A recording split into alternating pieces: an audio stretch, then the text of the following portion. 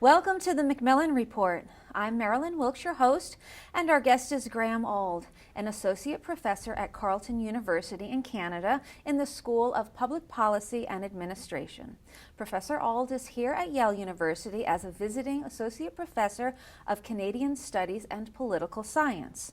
With broad interests in comparative environmental policy and global environmental governance, his research examines the emergence, evolution, and impacts of non-state and hybrid forms of global governance across economic sectors, particularly fisheries, agriculture, and forestry.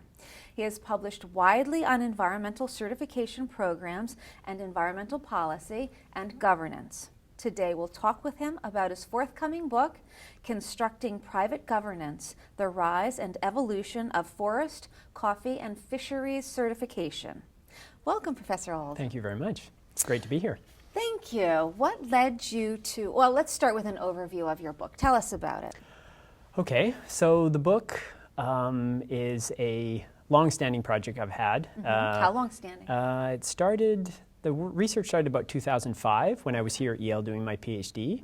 And the book is essentially an effort to try and understand differences in the way in which a form of private governance has evolved and developed in those three sectors, so coffee, forestry, and fisheries. And I was particularly interested in some differences that had emerged across those three sectors. Having done a lot of work on the forest sector before with a faculty member here at Yale, Ben Kishore. We did a bunch of research on forestry, and as we were wrapping up one big project on forestry, I got personally very interested in why it looked like the patterns of the way this particular form of governance was evolving in coffee and fisheries. So the book project is essentially an effort to try and understand what is different about these sectors, why particular patterns have emerged across them. Okay. And what led you to write the book? One reason is I just find certification quite fascinating. It's essentially what it is it's a system where non-state actors, sometimes governments are involved more in a sort of an advisory role, but these non-state actors like businesses, NGOs, other civil society actors get together, set standards. So in those standards focus on environmental and social stewardship in different sectors. And then companies can voluntarily adopt those standards, get certified against them, and then have their products carry in a label on an end product. So if this table was certified, if you bought it at Home Depot, you would see that it had a little label on it that said, this came from a certified forest. So the reason that's interesting, at least the reason political scientists have thought that's really interesting, is that it seems to be doing a lot of things that we normally would think governments would do. So it's setting rules for social and environmental outcomes that are often thought of as things that governments regulate, and it's trying to manage business activities, make binding decisions that actors have to follow. So I was really interested in where this instrument came from and why it was getting traction in different sectors. And the forestry project was also interested in that, but this one took the next step to think, well, why are we seeing such different patterns when we look across industrial sectors? Okay. So in doing, so you're looking at fisheries, coffee, and forestry. How did you do the research in terms of... Yes. I mean, it seems very broad, three very different areas. It's quite different. So the book collects a lot of different types of information. The central interest was in the programs themselves. So you could think about them as sort of private bureaucracies, so equivalent to a government department that was running a government program. And are there more than one certification program per industry? So, yes. Yeah. So the big patterns that I was interested in is that in forestry, most people understand it as a two-program competition. So there's the Forest Stewardship Council, which is originally backed by NGOs and some more on the consumer end of the supply chain companies, like Home Depot or B&Q in particular was a big supporter in the UK. And then an industry-backed program that formed from landowners in Europe that weren't happy with the FSC. So it was almost like two-party competition electoral system. And in fisheries and coffee, the pattern was quite different. There were way more programs. So I think currently there might be 5 or 6 in both of those sectors. So I was really interested in why so much more fragmentation in this private regulatory field in the fisheries and coffee sector. What did you come up with? Why is there? So the main interest the book looked at was there's a lot of work in political science that looks at how small choices in the past, what scholars call path dependencies, may leave long legacies in the way organizations or institutions form and develop. So I was interested in were some very early choices these programs made in some sectors having legacy effects on the way they evolved, and also what kind of opportunities there were for other programs to enter those sectors to compete with those initial programs. So in that respect, I looked at a couple of key variables. So one was the character of the governance process, so how open they were to actors, even like yourself. Some programs would allow almost anyone to become a member and have an influence on the decision-making processes, and others are much more closed, and they only allow very particular interests to have a role. So that was one variable that mattered. More openness, less likely that you're going to have more programs coming in. The other is the character of the standards. So the degree to which the standards are really broad or narrow affected how much competition came about, and whether they regulated all the actors in the sector or a narrower subset. So a concrete example is fair trade. For coffee? For coffee. It's set up initially in the Netherlands in the late 1980s and decided to focus only on cooperatives. So it only certifies fair trade cooperatives. And that meant that a large portion of the global production of coffee that comes from plantations couldn't apply to the program. Because they're not fair trade. Yeah, so that was one of the impetuses for another program to enter the market to service the plantation coffee. Right, okay. And then the final one that I explore is the role of market demand and how market demand at that early stage created more incentives to enter or less incentives, and it internally affected the interests of actors within the programs to adapt or not to adapt. So why Certify? It's a great question. So that is one of the key challenges these programs face, and that's partly why a lot of people are interested in them, is that in the case of government, when governments set rules, governments can sanction people if they don't adhere to them. Right. So you can get fined if you don't pay your taxes, or if you really are a bad actor, you can get thrown in jail. So you can't do that with certification. So the main mechanism for sanctioning, essentially, is demand in the marketplace. So consumers, do you mean? The end users, or do you mean something else? Yeah, so consumers play some role in some of the programs. So for instance, because I would imagine some people would like, with fair trade coffee, for instance, some people would, I only drink fair trade coffee, nothing else. Exactly. And it's something like that. Yeah, so there's some of the labels that are much more well-known by end consumers. So organics are more well-known. Fair trade, it has quite a large consumer, high levels of consumer awareness. But even when people are aware, there is often slippage between what they say they will do and what they actually do. So this is what behavioral economists or economists in general talk about, the difference between willingness to pay. When you ask someone, will you pay a premium for this environmentally or socially friendly product? A lot of people say, yes, sure, I'll pay 5% more. But then when they're actually at Starbucks or at a store and they're faced with the trade-off, they will often opt for the cheaper option. So given that dynamic, which is more pronounced in some sectors, the main driver has been basically corporate social responsibility commitments of very reputationally sensitive companies nearer to the end consumer. So it's the big buyers of products.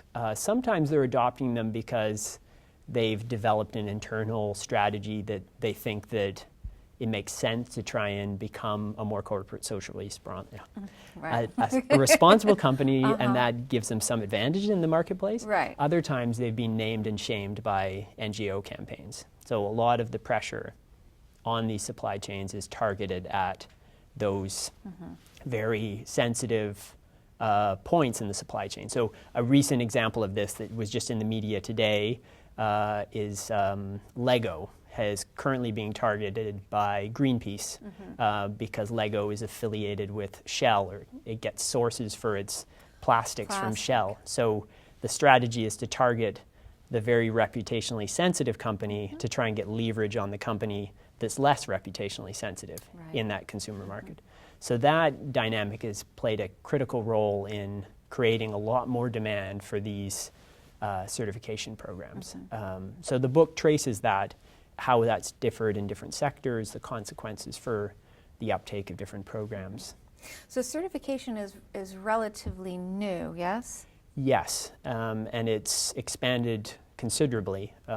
When I started the project, forestry was a pretty big thing. Before that, organics were sort of the oldest standing type of certification. Before that, kosher foods is an example of this. Really, really early in the 20th century, kosher certification formed. Fair trade is sort of another early starter. But now there's programs for biofuels, for all kinds of agricultural products, textiles, apparel. So it's growing exponentially. Yeah, it's growing considerably. Who monitors the certification process? Yeah. I mean, how do we know people are, companies are doing what they really say they're doing? Or that's a great question too. Yeah. So the general structure of these programs is, as I sort of highlighted, one is they have a label or logo on the end product.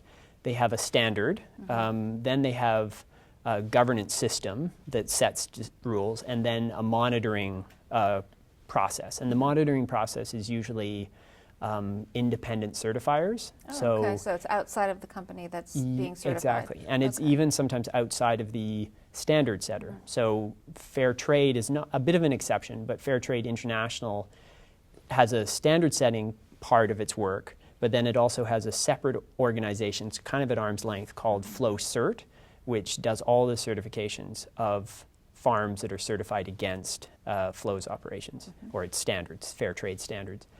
In other sectors, you see what accreditation service that sets up.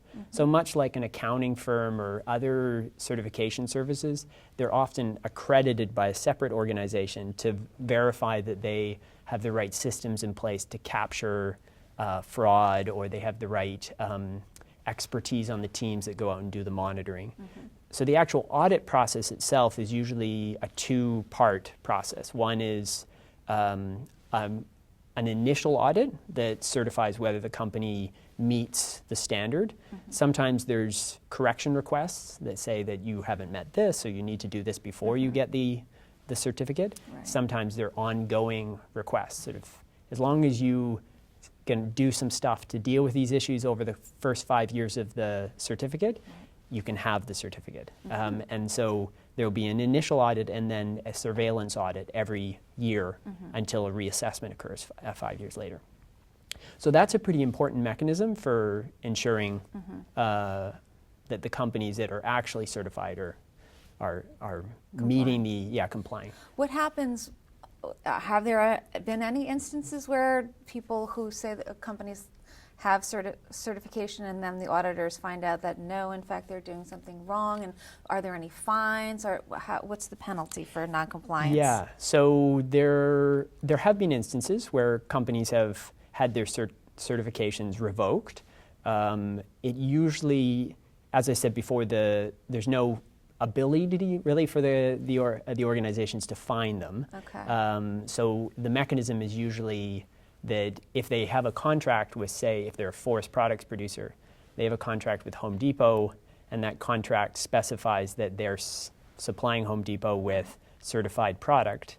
If they have their certification revoked, it might mean that they lose that contract. That deal, right. So there's kind of a monetary fine, perhaps. Yeah, exactly. Or a reputational hit, too, in that they may be promoting themselves as a responsible company to their stakeholders, and Right. Well, certification certainly seems like it is, a valid, beneficial thing to do. Are there any voices that are critical of certification? Yes, there's lots. Really? And for what reasons?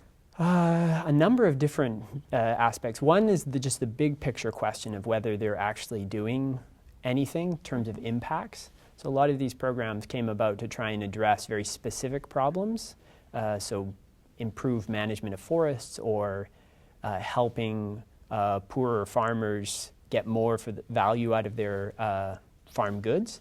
And so on those kind of questions, there have been a lot of critical analyses. The picture is often mixed. There have been certainly places where improvements have been made.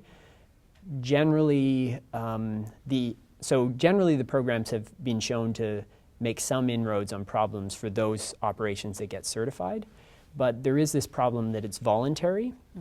And because it's voluntary, you have this potential that certification is only being available for those that are already operating reasonably close to the standard. So it gives them an advantage and it disadvantages those that are not close to the standard. So if you're really concerned about the big picture problems, you may not actually be improving forest management in general, or you may not be improving agricultural practices in general. You may be improving on the margin some things on particular forests, particular operations. So that landscape level question is a difficult one for these programs to resolve. It's not to say that governments have been particularly good at some of those questions themselves, but it's not an imperfect system. And there's a lot of research now that looks at, well, how do we learn from what we've done so far and what could be improved with the system? Other challenges are equity issues. So one of the problems with audits is they have a built-in disadvantage for smaller operators. So audits are very expensive, so bigger companies can spread the costs out over a larger operation, so bring down the per unit cost of an audit. So if you're a very small company, you have to face that fixed cost of the audit for your small operation. So that also can serve as a barrier to entry for smaller operators. So there have been a lot of efforts to try and overcome those kind of problems with the system, like group certification or lower levels of certification for these smaller operators. So those are really kind of here and now questions that these programs are trying to grapple with. So what do you think the future of certification holds? Do you think it will continue to grow? Yes. I would say that it seems like it's an instrument that continues to have a lot of actors are interested in seeing how far it can go, I guess the question is. On one hand, there have been some people who say it can't solve some problems and we should sort of abandon it and move on to other things. Others are a little bit more in the middle and say we may not have seen its full potential. We have to sort of see how it institutionalizes, and once it's fully institutionalized, maybe we'll have a better handle on how far it can go. And then others are quite rah, and that this is going to save the world. Less so now. I think that was earlier. There was a lot of that. But there's a lot of very large companies that have made very big commitments to include certified sources in their products. So Unilever has been a long leader in this space, and they have a very bold commitment to have all of their palm oil supplies certified and traceable, so segmented supplies by 2020. And they're at about 4% right now. So they have 6 years to get to 100%. So the question of corporate commitments and how these companies see environmental and social performance as a component of their business strategy, I think will be a really important determinant of where these things go in the future. And also government, how government sees them and how government interfaces them with them, both in domestic context but also internationally. So lots of questions about those barriers to trade issue that come from these systems, the inequitable access, especially for some developing country farmers. So those are big, challenging questions. And then right now the EU is exploring a lot of different ways to interact with certification programs. So I think there's some interesting lessons from that space that could come for the future.